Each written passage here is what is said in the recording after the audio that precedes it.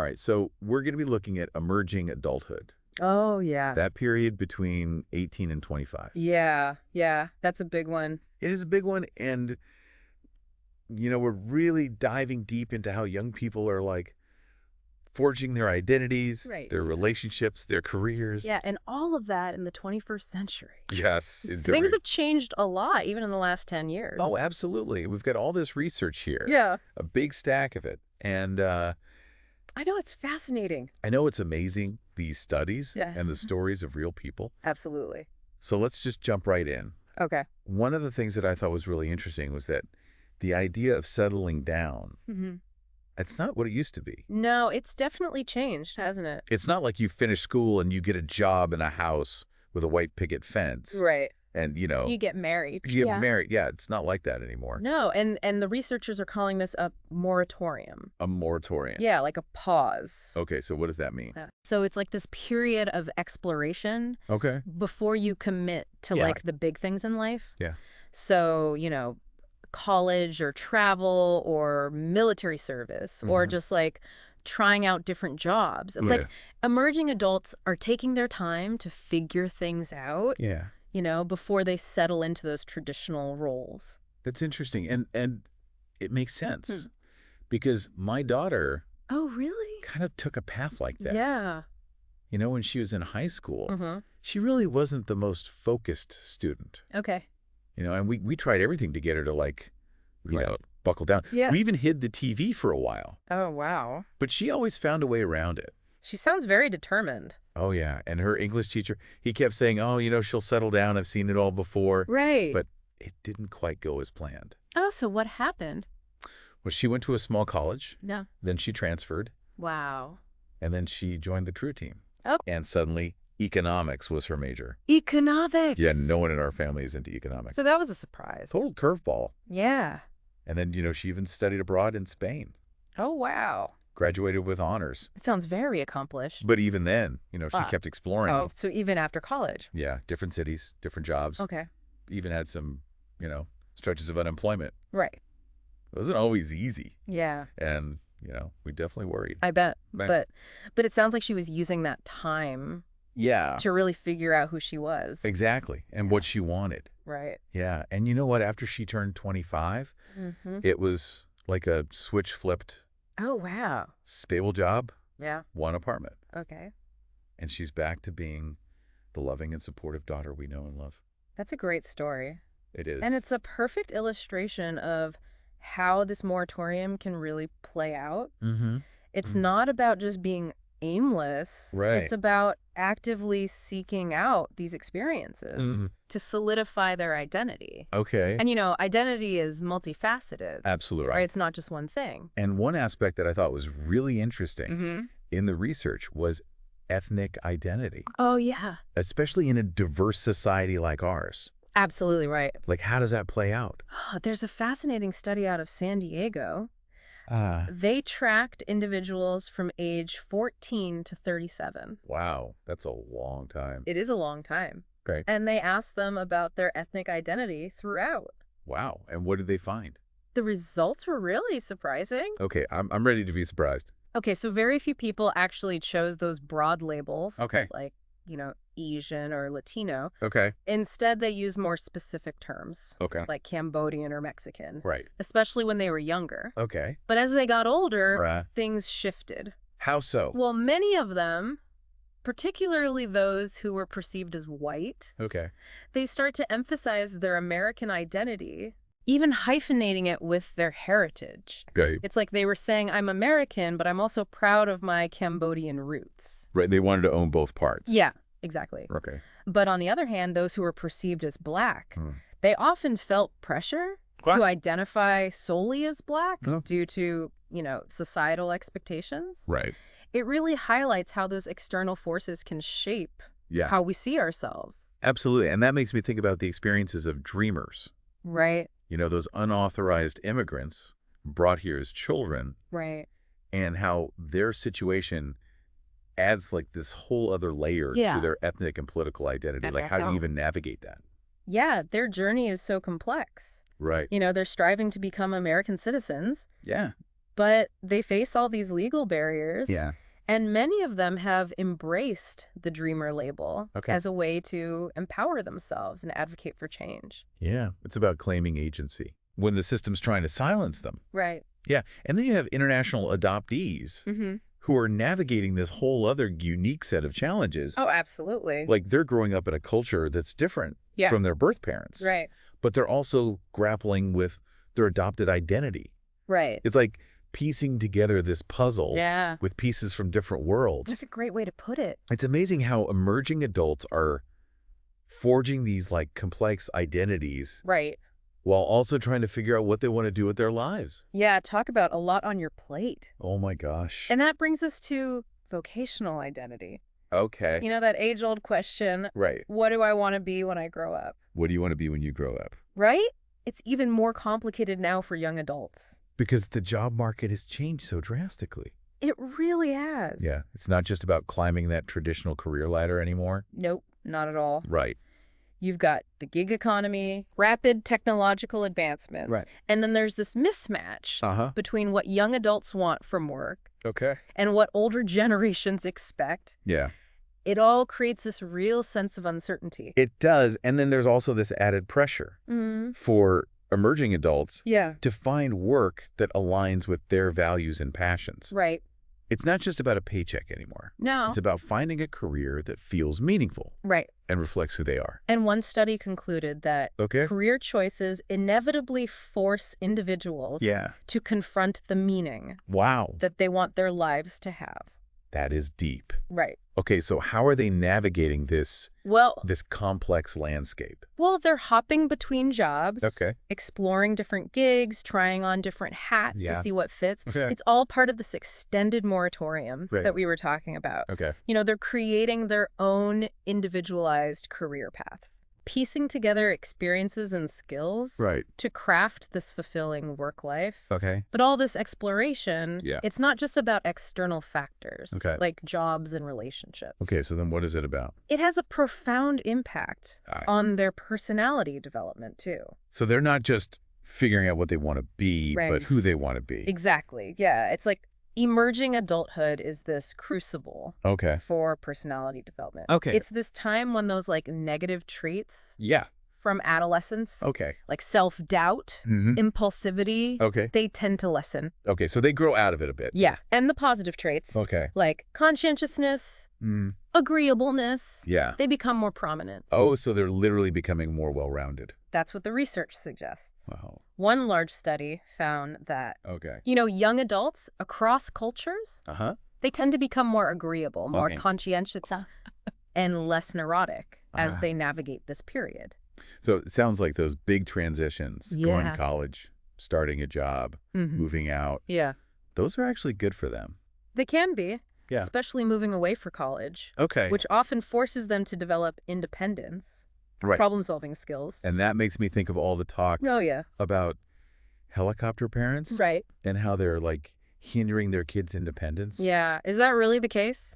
Yeah. What's the real story there? Well, it's more nuanced than just hovering or not hovering. The research actually shows that parental financial help, even after college, can actually lead to less stress and greater independence. Wow. So maybe those helicopter parents aren't so bad after all. You know, it's all about finding the right balance. You know, supportive parents who provide a safety net without stifling their children's growth. Can actually help them launch into adulthood more successfully. So it's like providing that secure base for them to explore from. Exactly like a launching pad almost. Yeah. And wasn't there that quote from the study where the mom said that she always sends her son back to college with food and a little bit of money because she feels like she's still providing for him? Exactly. That's the essence of linked lives. Linked lives. Yeah, this idea that family members' experiences are intertwined. You know what happens to one affects the others. Especially during emerging adulthood. But it's a two-way street. Oh, so it's not just the parents influencing the emerging adult? No. The emerging adult is also impacting their family? Absolutely. You know, their choices and their experiences have a ripple effect on their parents, their siblings, even extended family. It's this dynamic system. Right. Of mutual influence. Okay, and speaking of support systems. Oh, yeah. Let's not forget about friends. Right.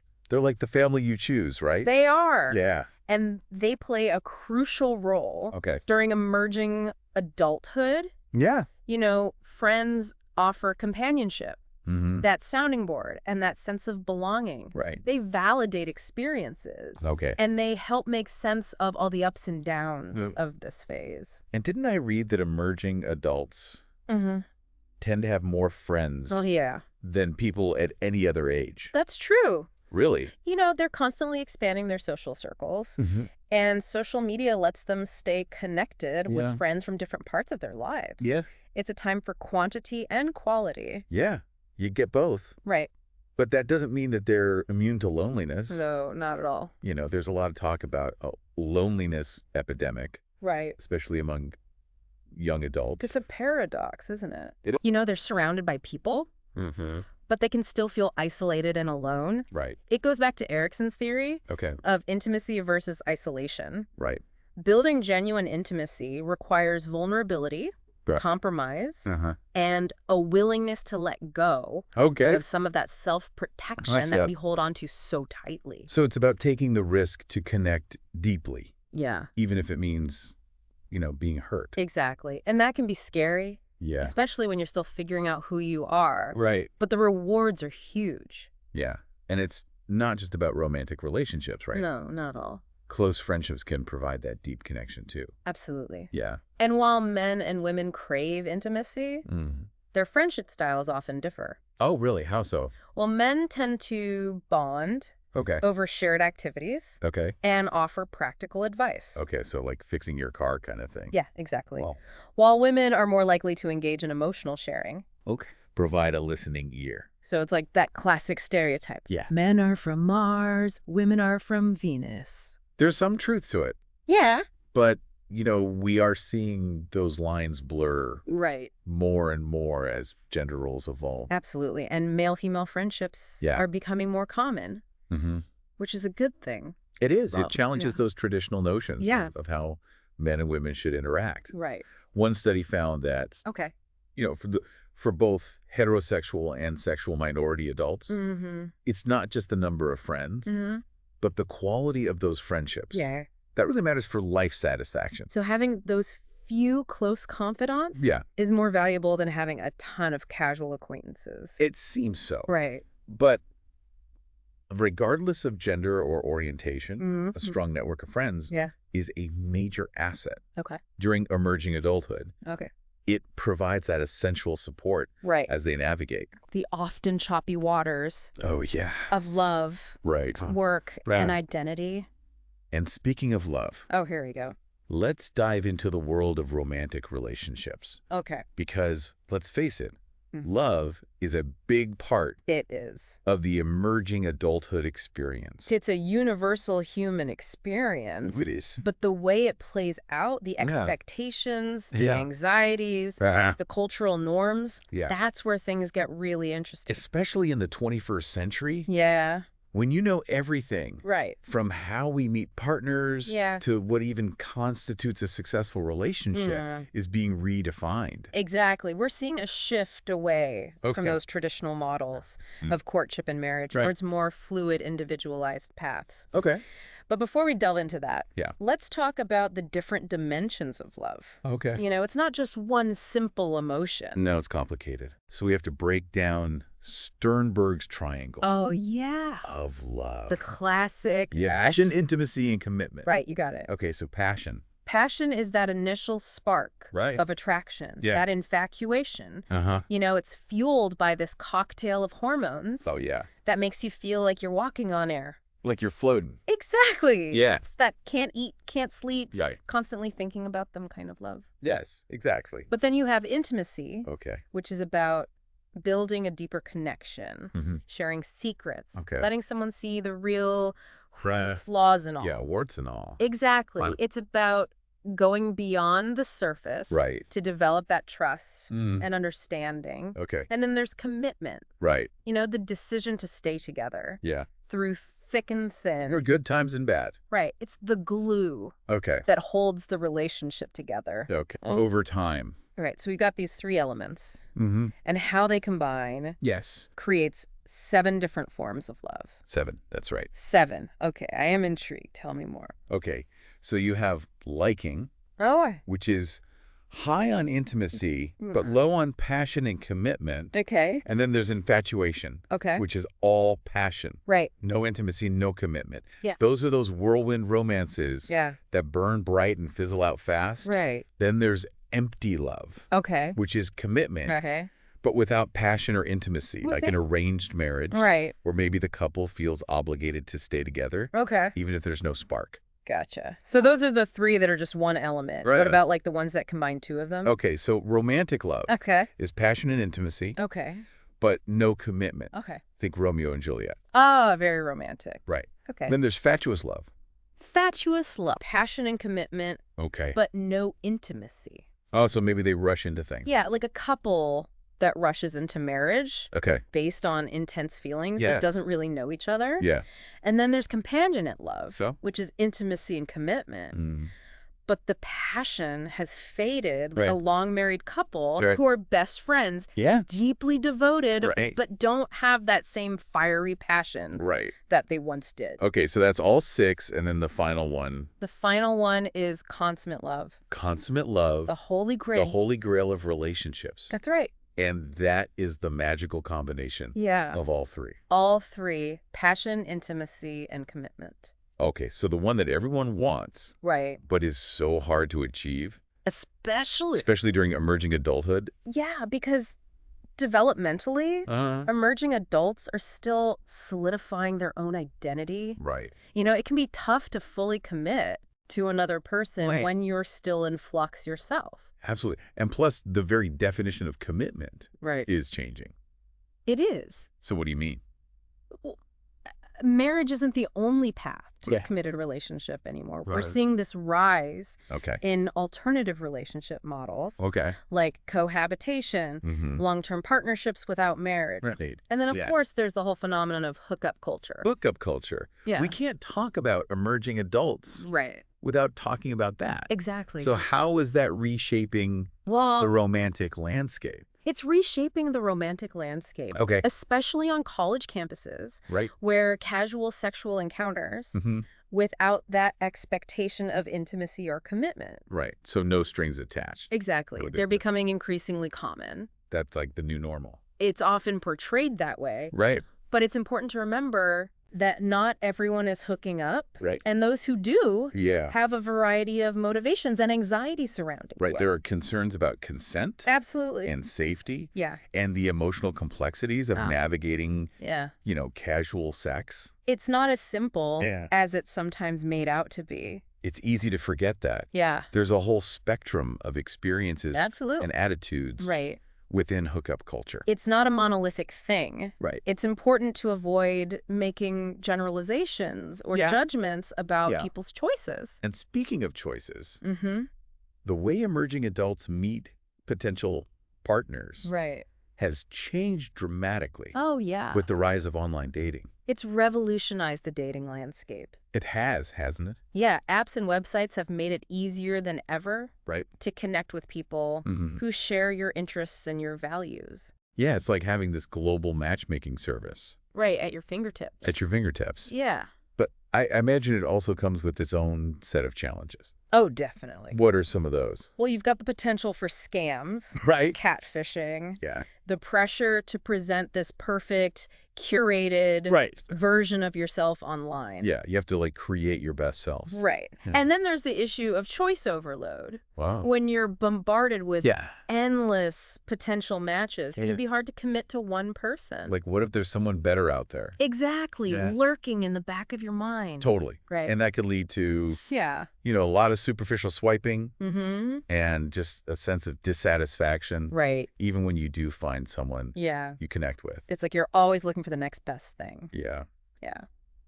So it sounds like online dating is a double-edged sword. It is. Yeah, it opens up possibilities. Yeah. But also creates new anxieties and pressures.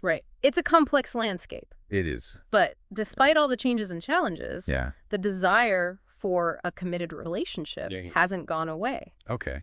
And that brings us to cohabitation. Cohabitation. Living together without being married. Right.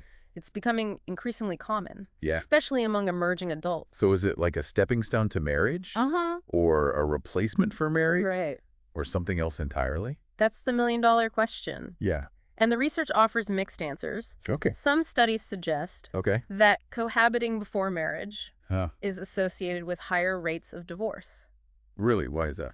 Well, there are a few theories. Okay. One suggests that couples who cohabit might be less committed to the relationship from the outset. Okay. You know, they might be seeing it as a temporary arrangement or a way to avoid the complexities of marriage. Another theory is that cohabiting can create inertia. Inertia. So like you're just stuck. Yeah, making it harder to break up. Okay. Even if the relationship isn't working. So you might feel stuck.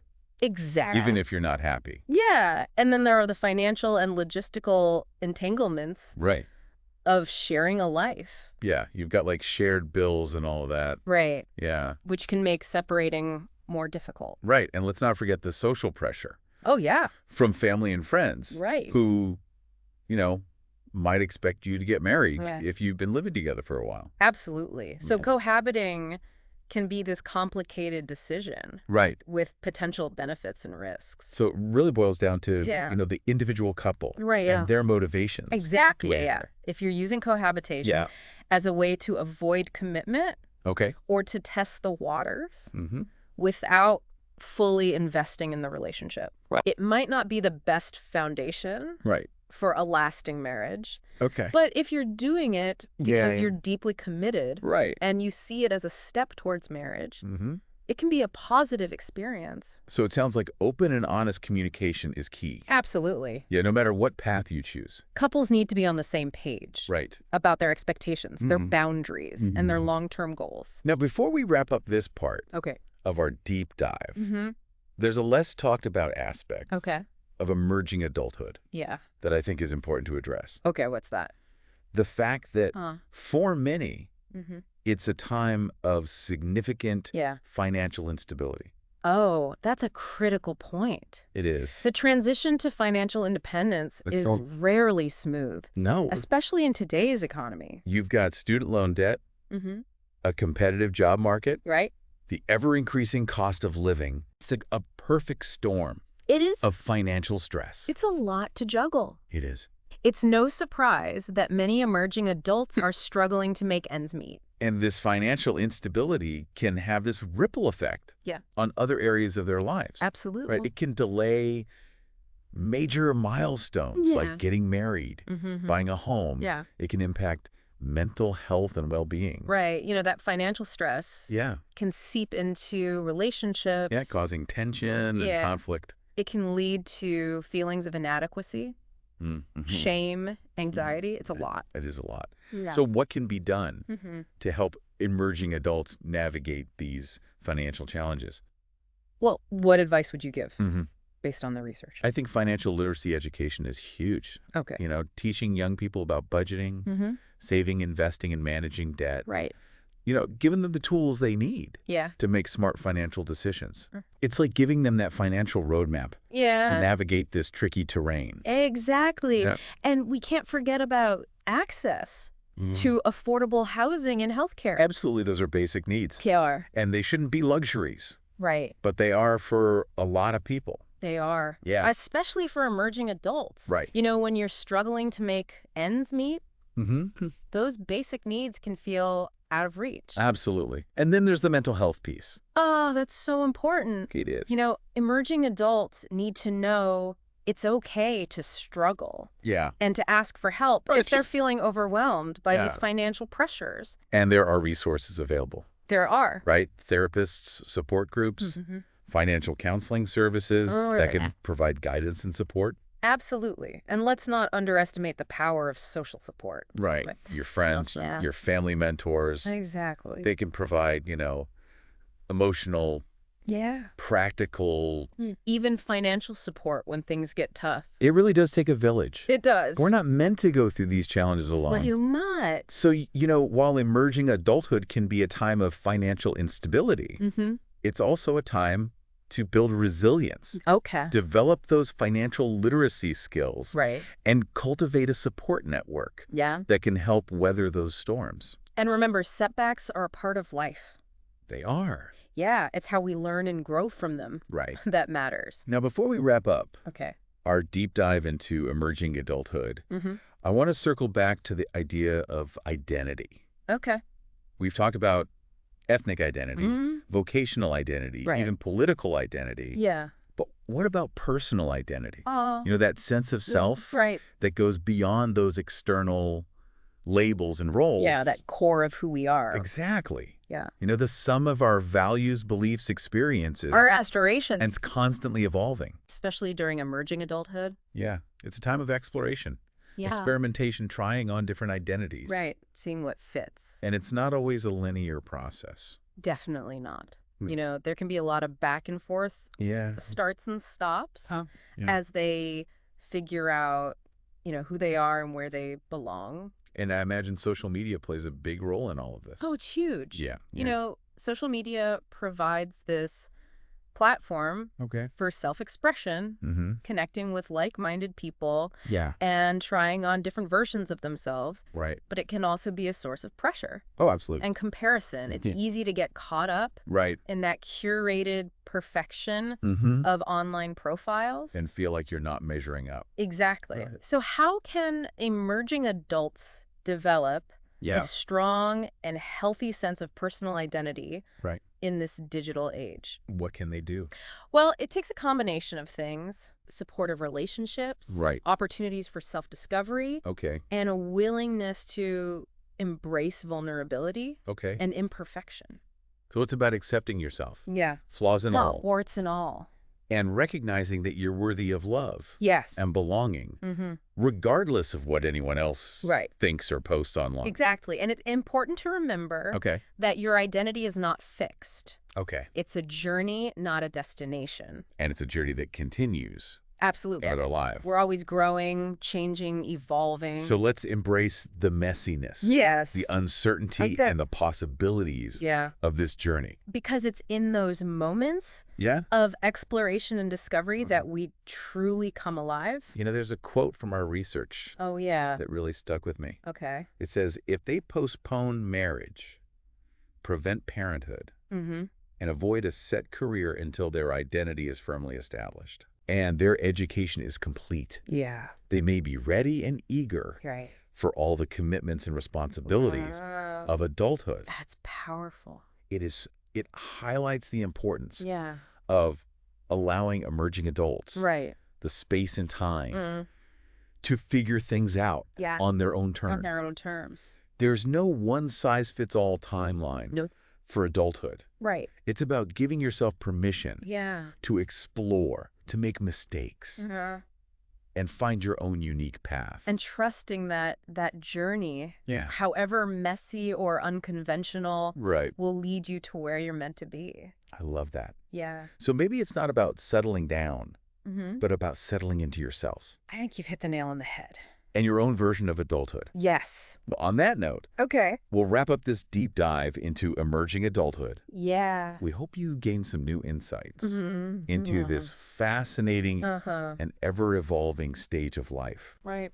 We encourage you to continue exploring these ideas. Yeah. And consider how they apply to your own experiences. Right. Or those of the emerging adults in your life. Right. Thanks for joining us.